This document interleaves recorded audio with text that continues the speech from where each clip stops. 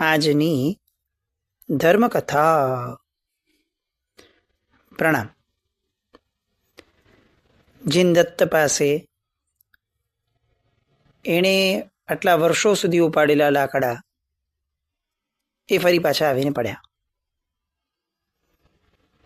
આછું હાસ્ય કરીને પૂછે છે, મહાનંદ, આ ચંદનના લાકડા લઈ જવા માટે કોઈ વ્યવસ્થા કરવી પડશે. દ્રવ્ય તો આપણી પાસે એટલું છે નહીં, તો કઈ રીતે લઈ જશો?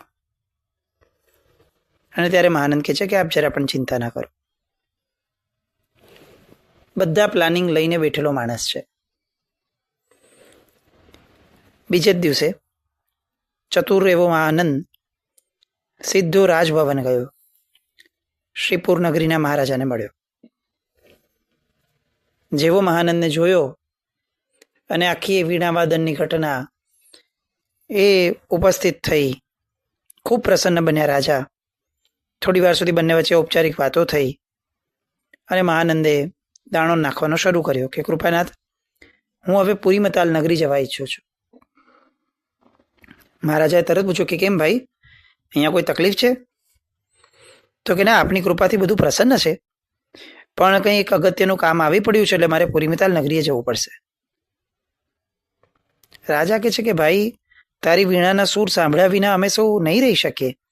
બહુ ટૂંકા ગાળામાં તે અમને જે રીતે તારી વીણા વાદનના આદિ બનાવી દીધા છે, અમને આદત લગાડી દીધી છે, એ પછી તારા વગર રહેવું બહુ મુશ્કેલ થઈ જશે અમને. અને ત્યારે બહુ નમ્રતાથી કહે છે મહાનંદ કે મહારાજ, સંસારમાં માનવીને અનેક કર્તવ્યો બજાવવાના હોય. પુરીમિતાલ નગરીએ જઈને મારે પણ એક કર્તવ્ય પૂરું કરવાનું છે. અને પૂછે છે કે તું પાછો ક્યારે ફરીશ? તો કે આપની જેવી આજ્ઞા થશે તરત હું હાજર થઈશ, આપનો સેવક છું. મહારાજા ખૂબ ખુશ થયા. માણસના છે ને મીઠા શબ્દો એ કેટલીક વાર સાહજિક રીતે સામાન્ય આવર્જિત કરી લે. આમ પ્રેક્ટિકલ વિચારીએ તો એવું લાગે કે આ મહારાજા ક્યાં ઓલાવા જવાના, ક્યાં ઓલો આવવાનો તરત. એકવાર ગયેલા માણસને પાછી પોતાના કામ હોય, આ હોય તે હોય. પણ આ ક્ષણે આ શબ્દ કેટલો રૂપાળો લાગે કે મહારાજા આપ આજ્ઞા કરજો, સેવક હાજર થઈ જશે. મહાનંદની આ નમ્રતા ગણો, વિચક્ષણતા ગણો, ચતુરાઈ ગણો, જે ગણો તે, પણ એના કારણે રાજા એનાથી ખૂબ આવર્જિત હતા. એટલે બહુ સાહજિકતાથી કહે છે કે તું તો નિષ્પૃહી છે, કલાકાર છે, તારી પાસે અનેક વાર કીધા છતાં એક પણ વસ્તુની માંગણી મારા તરફ આવી નથી. તેમ છતાં હું તને કહું છું કે મારા લાયક કંઈ કામ હોય ને તો મને નિસંકોચપણે જણાવજે. બસ આ ક્ષણે છે ને આ શબ્દની જ રાહ જોવાતી હતી. અને તરત તક ઝડપી અને મહાનંદે કીધું કે મહારાજ, મારે છે ને પુરીમતાલ નગરીની બહાર એક મોટો મઠ તૈયાર કરવાનો છે, અને એની માટે મારે કેટલાક લાકડા અહીંયાથી લઈ જવાના છે જે કોઈક સતીએ મને આપ્યા છે. આપ કૃપા કરીને એ પવિત્ર લાકડા પુરીમતાલ નગરી સુધી પહોંચાડવાની વ્યવસ્થા કરી આપો તો આપનો ઉપકાર થશે. અને તરત જ રાજાને એમ થાય છે કે લે, ઉપકાર તો તે અમારી ઉપર કર્યા છે, મારા સ્વાસ્થ્યને સરખું કરીને, અમને આનંદ આપીને. આ તો ઉપકારનો બદલો ઋણ ચૂકવવાનો વારો આવ્યો છે.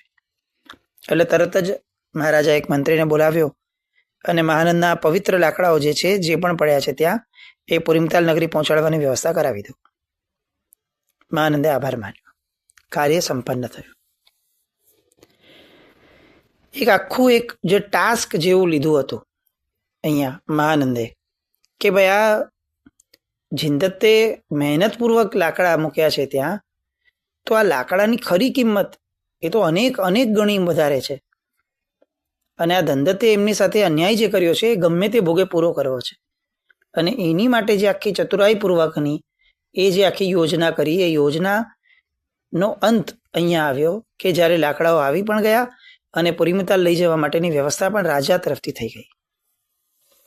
અને આ મહાનંદની ચતુરાઈ, એ ચતુરાઈપૂર્વક જેનું મૂલ્ય અનેક દ્રવ્યનું આવવાનું હતું, એવા ચંદનના કાષ્ઠના લાકડા એ પણ જીનદત્તની ભેગા ત્યાં જવાના. આટલા વર્ષો સુધી જીનદત્તે જે મહેનત કરી છે, ભલે દરિદ્રે ભોગવ્યું, એનું ભાગ્ય હતું, પણ હવે એ વર્ષોની મહેનત જ્યારે રોકડી થશે ત્યારે અઢળક સંપત્તિ મળવાની. નિસ્વાર્થ ભાવે મહાનંદે આખું કાર્ય એ અહીંયા સંપન્ન કર્યું. અને બીજે જ દિવસે મહાનંદ, જિંદત અને ભાનુમતી શ્રીપુર નગરેથી વિદાય લે છે. ગાડાની વ્યવસ્થા તો મહારાજાએ કરી આવી હતી પેલા મંત્રી દ્વારા, એટલે બધા જ પૂરી મતાલ જવા નીકળ્યા. વહેલામાં વહેલી તકે પહોંચવું હતું. 6 મહિનાનો સમય લીધો હતો અને 6 મહિનાની ઉપર પણ થોડો સમય વહી ગયો. એટલે હવે મહાનંદને ઉતાવળી હતી કે મારા વિરહમાં આ રત્નપાળ જુડતો હશે અને એને ચિંતા વિશેષપણે થતી હશે. અને ખરેખર એવું જ હતું. રત્નપાળ પણ દિવસે દિવસ ગણીએ રાખતો હતો. 6 મહિના પૂરા થયા છે. 6 મહિના દરમિયાન પણ આટલી ચિંતા હતી, પણ 6 મહિના પૂર્ણ થયા એટલે એને એમ લાગ્યું કે આ તો કેવી રીતે શક્ય બને, અને એના કારણે કંઈક આગળ પાછળ થયું હશે. આવા આકુળ વ્યાકુળતાના વિચારો એ એના મન ઉપર કબજો જમાવીને બેઠા હતા. અને એક દિવસ એવો આવ્યો કે જ્યારે એની જમણી આંખ ફરકવા લાગી રત્નપાળની. એટલે તરત જ આ શુકન છે એના આધાર ઉપર એને મનમાં વિચાર આવ્યો કે ચોક્કસપણે કંઈક સરસ મજાનું કાર્ય થવાનું છે. મનમાં એ વિચારે છે કે મિત્ર મહાનંદ, તું સત્વરે આવીશ અને મને દર્શન આપીશ, એ દ્રઢપણે હું એવું માનું છું. અત્યારે મેં તને એકલો જવા દીધો, તારા દિવસો કઈ રીતે પસાર થતા હશે એ બધું મારી માટે વિચારવું પણ દુષ્કર છે. પણ મારું આ શુકન એ જાણે મને સંદેશ આપે છે કે બસ હવે આ બધું દુઃખ પતવામાં છે. આ રીતે એ મિત્ર સંબંધે વિચાર કરતો હતો. 1-2-4 દિવસ જે પણ હશે તે પસાર થયા અને એક દિવસની વહેલી પરોઢે એ બેઠો હતો અને એણે વીણાના સ્વર સંભળાયા. એ જ ચીર પરિચિત અવાજ. તરત જ રત્નપાળ ભવનના મુખ્ય દ્વારની બહાર આવ્યો, માર્ગ પર આવી ગયો અને આગળ જતા ભાગ્યો જે દિશામાંથી એ ધ્વનિ આવતો હતો એ દિશામાં, અને જુએ છે કે મહાનંદ વીણા ઉપર આંગળીઓ રમાડે છે, સુમધુર ધ્વનિ રેલાવી રહ્યો છે અને એની પાછળ અનેક ગાડાઓ આવતા હતા. અત્યારે રત્નપાળને ગાડાની કોઈ ફિકર નથી ને ગાડા પર કોઈ એમનું લક્ષ્ય નહોતું. એ દોડતો મહાનંદની પાસે આવ્યો. એની આંખમાં હર્ષના આંસુ આવ્યા. મિલનની ઝંખના કેટલાય વખતથી જેના મનમાં રમતી હતી એ પૂરી થઈ અને એના કારણે એનું હૈયું પણ પ્રફુલ્લિત બની ગયું. મારા પરમ પ્રિય મિત્ર મહાનંદ એમ કહી અને એકદમથી એ ભેટી પડ્યો. રત્નપાળ આ શબ્દ બોલતા તો મહાનંદની આંખમાં પણ હર્ષના આંસુ આવ્યા. બંનેના હૈયાનો પ્રેમ વહેવા લાગ્યો. જરાક એમાંથી જાગૃત થયા બંને અને તરત જ પૂછ્યું રત્નપાળે કે મિત્ર, મારા માતા પિતાનું શું થયું? તારો શ્રમ આ આટલા મહિનાનો સાર્થક થયો? અને મહાનંદે અતિ ઉત્સાહમાં આવીને કહ્યું કે મિત્ર, સત્કર્મની સહાયથી કાર્ય સિદ્ધ થઈ ગયું છે. જુઓ, પેલા ગાડામાં જે બેઠા છે એ તમારા માતા પિતા છે. ગાડાઓની એક પછી એક ક્રમબદ્ધ જે બધી લાકડાઓ આવતા હતા એમાંથી એક ગાડાની અંદરમાં 2 વ્યક્તિ દૂરથી દેખાયા. અને રત્નપાળના હૈયામાં અપૂર્વ પ્રસન્નતા છલકાઈ ગઈ. મહાનંદની સાથે દોડતો જ્યાં માતા પિતા હતા એ ગાડામાં એ ત્યાં સુધી પહોંચ્યો. મહાનંદે જિંદત અને ભાનુમતીને ગાડામાંથી ઉતાર્યા અને એમને કહ્યું કે પિતાજી, માતાજી, આ જ છે તમારો વિયોગી પુત્ર રત્નપાળ. રત્નપાળ તો તરત જ માતા પિતાના ચરણમાં પડ્યો અને આ બંનેઓની આંખોમાં સતત આંસુની ધાર છે. રત્નપાળ રડી રહ્યો છે, મહાનંદ રડી રહ્યો છે.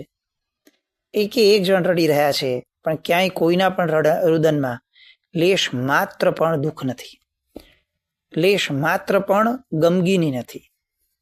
બધાના રુદન એ વિયોગ પછીના મિલનના, દુઃખ પછીના સુખના છે.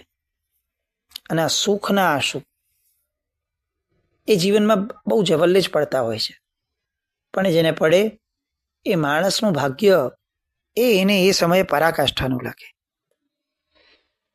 જિંદતે પુત્રને હૈયા સરસો ચાંપ્યો. ભાનુમતીએ રત્નપાળને આશીર્વાદ આપ્યા. રત્નપાળે પોતાના મિત્ર મહાનંદનો ખૂબ ખૂબ ખૂબ આભાર માન્યો. મહાનંદ સૌને લઈને ભવનમાં આવ્યો. જે ગાડાઓ હતા ચંદનના એ બધા યોગ્ય સ્થળે મુકાવડાવ્યા. ગાડું રવાના કરાવડાવ્યું. ભાનુદત્ત અને ભાનુમતી અને જિંદત પોતાના જ ભવનમાં પ્રવેશ કરે છે. અને આખો ને આખો જિંદગીનો એ ચિતાર એ ક્રમ નજર સમક્ષ આવવા લાગ્યો કે જ્યારે એ મહેલની અંદરમાં પોતે વર્ષોના વર્ષો વિતાવ્યા છે. એ જ મહેલ કે જેમાં પેલા દેવ આવ્યા હતા, એ જ મહેલ કે જેમાં ગર્ભજ બાળક જે છે એના જન્મવાનો આનંદ એ લોકો એકબીજા સમક્ષ વ્યક્ત કરતા હતા. એ જ ભવન કે જેમાં એમણે ચડતીની પરાકાષ્ઠા પણ જોઈ છે અને પડતીની પરાકાષ્ઠા પણ જોઈ છે. એ જ ભવન કે જેને ગીરવે મૂકી અને એ લોકોએ નગરના કોક મકાનમાં જવું પડ્યું. અંતે પૈસા ના આપી શકતા એ ભવન વેચી દેવું પડ્યું હતું. એ જ ભવન, એ ભવનની એક એક ઇમારતની ઈંટ એ જાણે એમને યાદ કરાવતી હતી કે આ ક્ષણો તમે અહીંયા માણી છે. અને એક એક ખંડને જાણતા, એક એક ક્ષેત્રને જાણતા હતા, ચીર પરિચિત હતા. એ બધાની પાછળ ભાવભર્યા હૈયે રત્નપાળ પણ અહીંયા મકાનમાં પ્રવેશ્યો, મહાનંદ પણ પ્રવેશ્યો. રત્નપાળે પોતાના પિતાની જૂની પેઢી જે પછીથી ખરીદી લીધી હતી એ વાત પણ પોતાના માતા પિતાને જણાવી. દાસ દાસીઓને એકત્રિત કર્યા, બધાને પરિચય કરાવડાવ્યો કે જુઓ આ જ મારા માતા પિતા છે. રત્નપાળને એવું લાગ્યું કે આજે મારું જીવન સાર્થક બન્યું અને હું દરેકે દરેક રીતે ઋણ મુક્ત થયો છું. આનંદ વ્યક્ત થાય છે. અને એ સમયે ગુણિયલ એવા જિંદતને યાદ આવે છે કે દીકરા, આપણો આનંદ તો અચૂક માણવા લાયક જ છે, પણ આ બધામાં એક મોટું ઋણ જો મારા માથે કોઈકનું છે તો એ છે મમ્મણ શેઠનું. અને રત્નપાળ કહે છે કે પિતાજી, એક એક પાઈ ચૂકવી દીધી છે, આપ ચિંતા ન કરો. અને જિંદત કહે છે કે બેટા, તું મારા ઋણની પાઈ ચૂકવી શકીશ, પણ તને એને જે મોટો કર્યો છે એ બાબતની તો એક નાનકડી પાઈ પણ હું ચૂકવી શકું એમ નથી. એ ઋણ એ મારી માટે ક્યારેય ન ચૂકવી શકાય એવું છે. અને આ ઋણ માટે મારે ચોક્કસપણે એને બાંધવો છે. એ મારો મિત્ર છે, મને એને સહાય કરી હતી. અને એ ભાગ્યા. આખા બધા જ જણ એની પાછળ ગયા. મમ્મણ શેઠના મકાને ગાય છે. મમ્મણ શેઠનું મિલન થાય છે. જિંદતને જોઈને મમ્મણ પણ ખૂબ ખુશ થાય છે. આમ પણ એને સ્વીકારી લીધું હતું કે રત્નપાળ હવે પોતાની પાસે તો દીકરા તરીકે રહેવાનો નથી જ. ભલે લાગણીઓ પૂર્વવત હતી જ, પણ જિંદતના મળી જવાથી મમ્મણને પણ એ બધી જૂની યાદો તાજી થઈ. મમ્મણ પણ વિચારવા લાગ્યો કે ચાલો એ બહાને હવે નક્કી રત્નપાળ એટલીસ્ટ આ કમસે કમ મારી આંખની સામે તો રહેશે. ખૂબ ખુશીથી નગરના અગ્રણીઓને મળ્યા, મમ્મણને મળ્યા, સ્નેહીઓ, મિત્રો બધાને આ જિંદત શ્રેષ્ઠી મળવા લાગ્યા. મહાનંદે આ બધી જ વસ્તુઓને ધામધૂમથી ઉજવવાનું નક્કી કર્યું. અને ત્યારે રત્નપાળ એને એમ કહે છે કે મિત્ર, મારું આજે તો જીવન સાર્થક થયું છે. હું દરેક રીતે ઋણ મુક્ત થયો છું. આ આનંદની અભિવ્યક્તિ એ એક જ રીતે થાય કે આ નગરના જન સુધી મોઢું મીઠું થાય, એમને પાક અને પકવાન પહોંચે.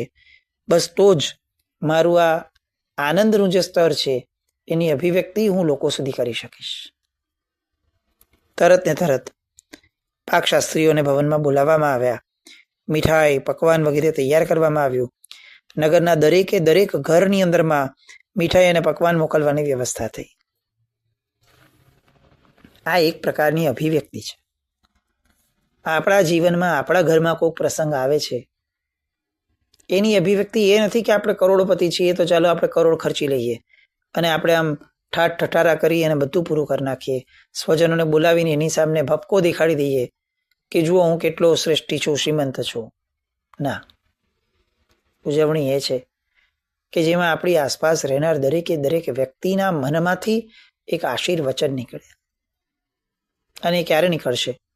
જ્યારે આપણે કોઈ પણ પ્રકારે એમની સેવાના ભાવને વ્યક્ત કરશું ત્યારે.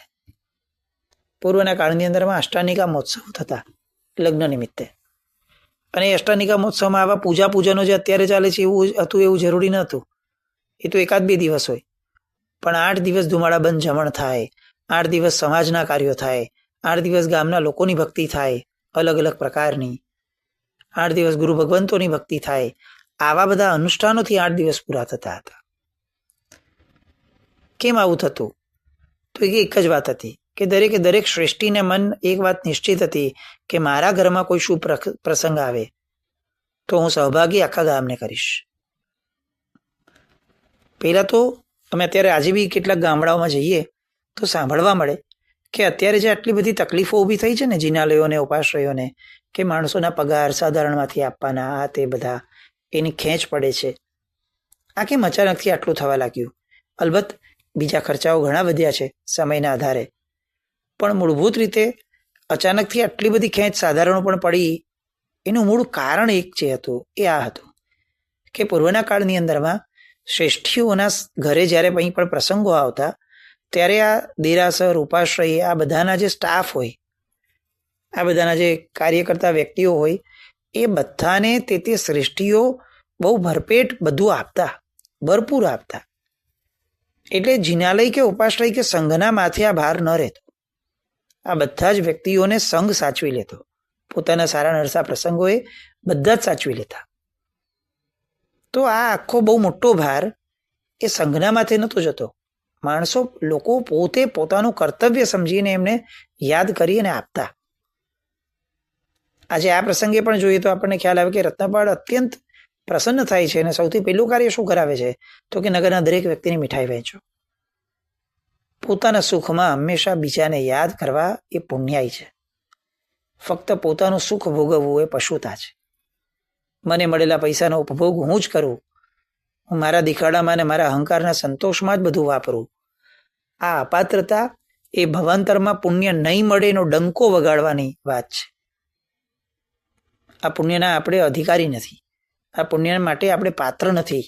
આ વસ્તુની સાબિતી છે. આજે જે રીતે ટ્રેન્ડ ચાલ્યા છે કે માણસો પોતાના પ્રસંગોમાં કરોડો ખર્ચે, એ સમયે બીજું કોઈ વ્યક્તિ યાદ ના આવે, ન સમાજનું, ન સંઘનું, ન સાધર્મિક, ન અનુકંપા, ન જીવદયા, બસ દેખાડો અને ભરેલા પેટવાળા માણસોને પેટ ભરો. આ જ ધંધો એ દર્શાવે છે કે આપણે પુણ્ય મેળવી શક્યા, પાત્રતા નથી મેળવી શક્યા. પુણ્યના આધારે એક જ વાર મળે, પાત્રતાના આધારે ભવોભવ મળે. અહીંયા રત્નપાળ એ પાત્રતા દેખાડે છે. બીજે દિવસે તો આખા પુરીમતાલ નગરને ભાણે બેસીને રત્નપાળે જમાડ્યા. બધે જ રત્નપાળની પ્રશંસા થવા લાગી. નગરના અગ્રણીઓ બધા ભેગા થઈ અને જિંદત શ્રેષ્ઠીને મળવા આવવા લાગ્યા.